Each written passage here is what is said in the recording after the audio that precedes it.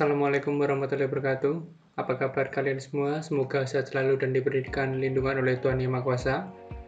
Pada kesempatan kali ini kita akan membahas lanjutan dari video kemarin yaitu tentang wilayah. Kita akan membahas tata ruang, tetapi untuk kali ini kita tambahkan mengenai materi pertumbuhan wilayah yang merupakan bagian dari pembangunan dan pertumbuhan wilayah. Karena didasari dengan kebutuhan waktu yang diminta harus lebih singkat karena untuk persiapan kelas 12, maka saya ringkas menjadi satu pertemuan. Kita mulai dari pemahaman mengenai tata ruang.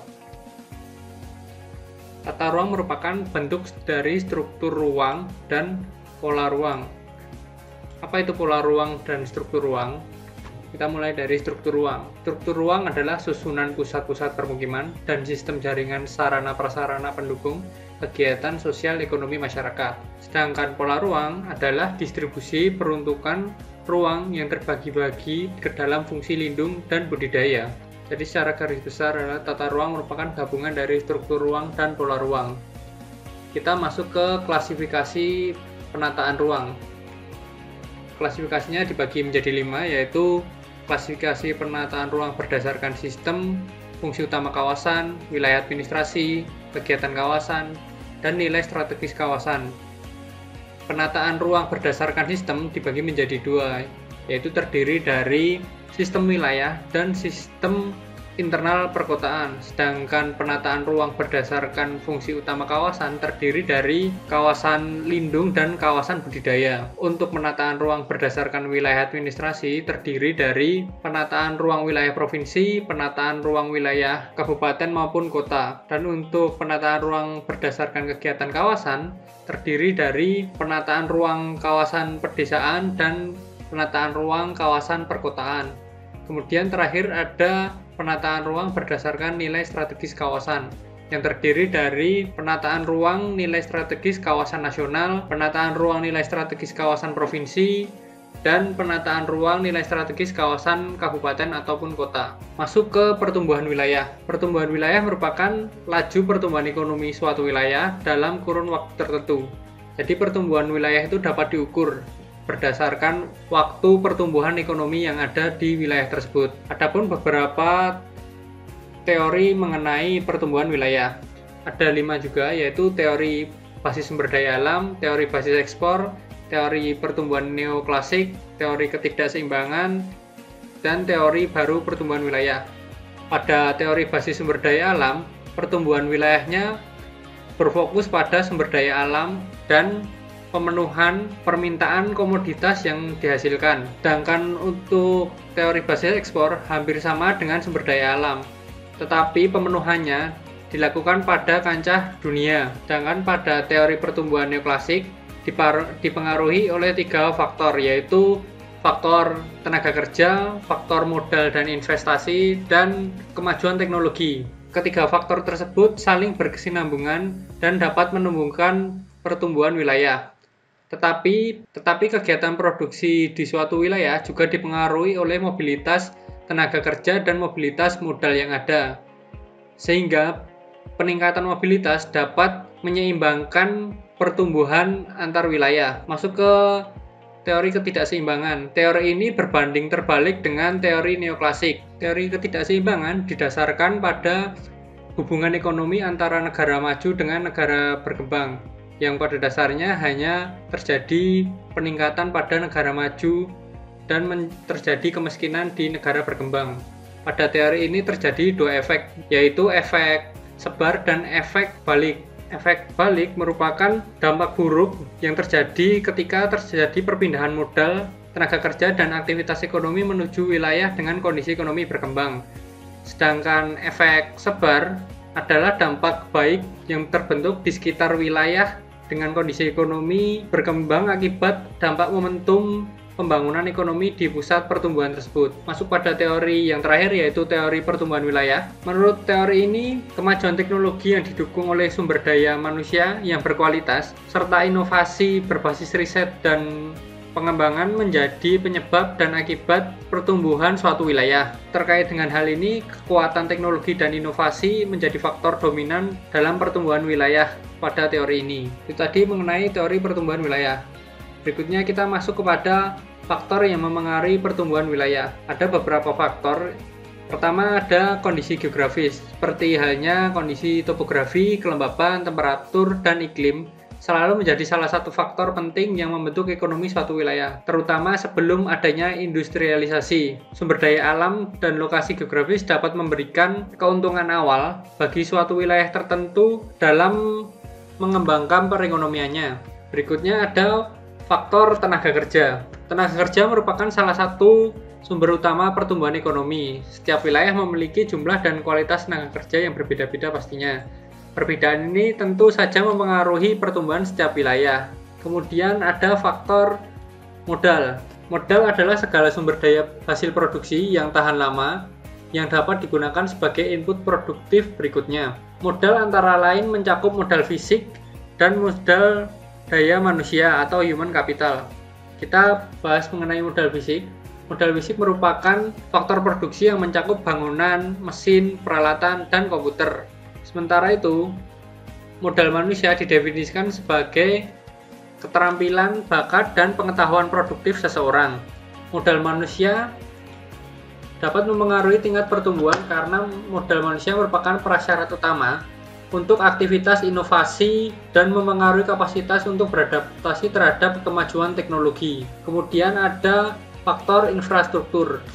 Infrastruktur mengacu pada investasi fisik yang antara lain terwujud dalam sarana dan prasarana seperti transportasi, komunikasi, dan listrik. Infrastruktur sangat penting bagi ekonomi karena dapat menghubungkan kegiatan ekonomi di suatu wilayah dengan dunia luar atau wilayah lain di sekitarnya. Terakhir ada faktor teknologi. Teknologi mengacu pada aplikasi pengetahuan ilmiah yang mendasar untuk seni praktis yang menghasilkan produk industri dan komersil yang lebih bernilai bagi masyarakat. Di kebanyakan negara maju, investasi publik dalam inovasi dan pengembangan teknologi mencoba memengaruhi tingkat dan arah perubahan teknologi. Kemudian kita masuk kepada ciri-ciri pusat pertumbuhan. Ada 4 ciri-ciri dari pusat pertumbuhan. Yang pertama, adanya ketertarikan antara berbagai kegiatan ekonomi yang mendorong satu sama lain. Misalnya, pertumbuhan ekonomi memengaruhi pertumbuhan sektor perbankan karena sering terjadi aliran dana seperti simpan pinjam. Kemudian ada unsur pengganda yang diciptakan oleh sektor-sektor yang saling terkait. Misalnya, pembangunan industri baru pasti membutuhkan tenaga ahli untuk membangunnya, seperti halnya tenaga konstruksi ataupun arsitek. Selain itu, ada permintaan peningkatan makanan yang ada di wilayah tersebut karena adanya proses pembangunan, yang hal itu dapat menguntungkan para petani lokal. Kemudian ada ciri konsentrasi geografis dari berbagai sektor atau fasilitas yang menyebabkan efisiensi biaya. Contohnya, orang yang datang ke pusat pertumbuhan bisa mendapatkan berbagai kebutuhan karena lokasi-lokasinya yang saling berdekatan, sehingga lebih menghemat waktu, tenaga, dan biaya. Kemudian ada ciri untuk mendorong pertumbuhan daerah belakangnya atau sekitarnya untuk dapat mengembangkan dirinya. Contohnya, wilayah-wilayah industri pasti membutuhkan bahan baku dari wilayah di sekitarnya dan menyediakan kebutuhan penduduk wilayah sekitar. Masuk ke pengaruh pusat pertumbuhan. Yang pertama mengenai pemusatan sumber daya manusia. Munculnya pusat pertumbuhan di suatu wilayah akan menarik tenaga kerja yang banyak. Para pekerja dari luar wilayah akan pindah dan menetap di wilayah pusat pertumbuhan sehingga terjadi pemusatan penduduk atau sumber daya manusia. Arus migrasi penduduk dari daerah pedesaan menuju pusat pertumbuhan atau kota di Indonesia menunjukkan peningkatan seiring dengan perkembangan pusat pertumbuhan atau kota itu. Sebagai contoh, penambangan batu bara di Kalimantan memerlukan banyak tenaga kerja dari luar wilayah Kalimantan. Kemudian, perkembangan ekonomi. Pusat pertumbuhan yang muncul di suatu wilayah akan meningkatkan kegiatan perekonomian di wilayah itu.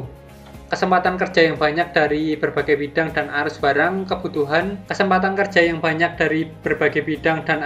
kebutuhan hidup berdampak pada perkembangan usaha-usaha ekonomi lain. Sebagai contoh, munculnya pusat pertumbuhan yang berawal dari kegiatan penambangan batu bara merangsang tumbuhnya kegiatan-kegiatan ekonomi lain seperti warung makan, pasar, penginapan, toko kelontong, usaha transportasi, dan tempat hiburan. Kawasan industri, perkebunan, pertambangan, kehutanan, dan pertanian merupakan wilayah yang dapat dikembangkan menjadi pusat-pusat pertumbuhan yang dapat meningkatkan kesejahteraan penduduk yang ada. Kemudian ada pengaruh pusat pertumbuhan yaitu perubahan sosial budaya. Wilayah pusat pertumbuhan cenderung memiliki penduduk yang makin padat. Kepadatan penduduk yang meningkat serta kemajuan komunikasi dan transportasi akan berpengaruh pada kehidupan sosial budaya penduduknya. Pengaruh pusat pertumbuhan yang semakin berkembang terhadap sosial budaya antara lain sebagai berikut. Pertama, penduduk termotivasi untuk memiliki keterampilan dan pengetahuan guna mengatasi masalah akibat perubahan sosial budaya. Kedua, menyebabkan akulturasi dan asimilasi nilai budaya akibat mobilitas penduduk, baik yang melalui migrasi maupun pertambahan alami dari berbagai latar belakang budaya. Ketiga, membuka arus informasi dan komunikasi dari luar wilayah semakin meningkat yang akan mempercepat pertumbuhan daerah tersebut. Terakhir, kita akan membahas mengenai hierarki pusat pertumbuhan yang dibagi menjadi 3, yaitu pusat pertumbuhan primer atau pusat utama order 1 yang dapat mendorong pusat pertumbuhan yang ada di bawahnya atau di sekitarnya. Pusat pertumbuhan primer menjadi tempat pemusatan penduduk terbesar karena di sana tersedia apapun yang dibutuhkan. Pusat pertumbuhan primer memiliki kelengkapan fasilitas dan potensi aksesibilitas terbaik. Pusat pertumbuhan primer memiliki daerah terluas serta lebih multifungsi. Kemudian pusat pertumbuhan sekunder atau kedua adalah pusat dari subwilayah yang kerap dibentuk untuk mengembangkan subwilayah jauh dari pusat utamanya. Pusat pertumbuhan sekunder biasanya berada di sekitar pusat pertumbuhan primer. Kemudian ada pusat pertumbuhan tersier atau ketiga, menjadi titik pertumbuhan bagi wilayah sekunder dan memelihara kedinamisan terhadap wilayah sekunder yang dipengaruhinya. Jadi ketiga wilayah ini saling melengkapi dalam pertumbuhan wilayahnya. Itu tadi pembahasan mengenai pertumbuhan wilayah. Terima kasih atas perhatiannya. Mohon maaf bila ada salah kata. Assalamualaikum warahmatullahi wabarakatuh.